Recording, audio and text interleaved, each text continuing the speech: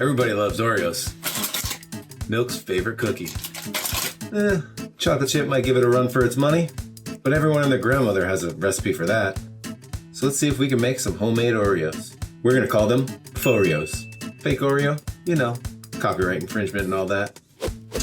But whatever. The important part is the taste. Before we jump into baking, let's see what we're working with. Signature twist, sticks to 1/2. All that cream just tastes like sugar, like an inverse ratio of American buttercream. I think that's where we'll start for that. Cookie, nice thin chocolate crunch, almost like a wafer cookie. Yeah, we got this. Let's jump into it. I pre-measured the ingredients we're gonna need, and you should too. We're gonna start by creaming 125 grams of butter with 250 grams of sugar. Let that mix for a little bit. Sift 65 grams of cocoa powder, 1/4 teaspoon of baking powder, 1/2 teaspoon of baking soda, 1/2 teaspoon of salt, 270 grams of flour, and then set that aside. Now back to your butter and sugar. Scrape down the edge and add an egg. Powder that till it's light and fluffy. A teaspoon of vanilla extract really helps bring out the cocoa flavor. Add in your sifted dry ingredients and we're ready to roll. Careful not to overmix though. We're looking for a light, crisp cookie, like a wafer. Not a hard crunch that's gonna squeeze out all the filling when you bite into it. And it can never hurt to do that last little bit by hand.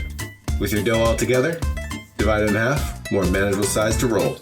You can wrap the dough in plastic and put it in the fridge to chill for about an hour. But me, I put it between 2 pieces of parchment, roll it thin, and then let it chill. With it being so thin, it chills a lot quicker. No time to waste.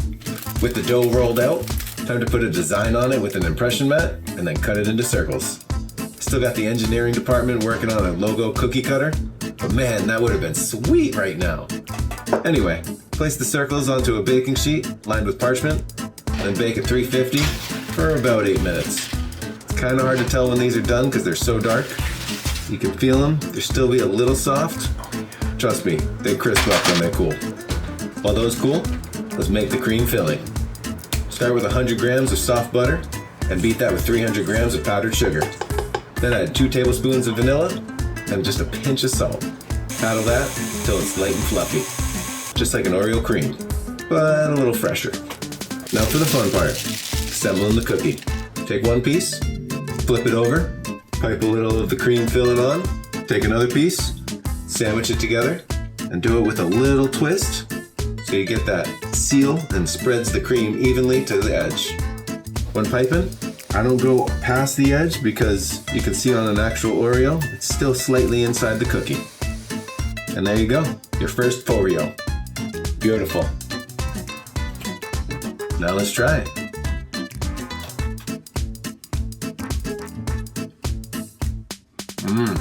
That's great. It's got that crunch, sweetness, deep chocolate flavor. Oh, that's delicious. All I need is milk. Oreos have so many different flavors. Let me know in the comments what's your favorite. And then, go make a batch. Share with everyone how it came out. Don't forget to like the video and tell me about other store-bought treats you want me to make.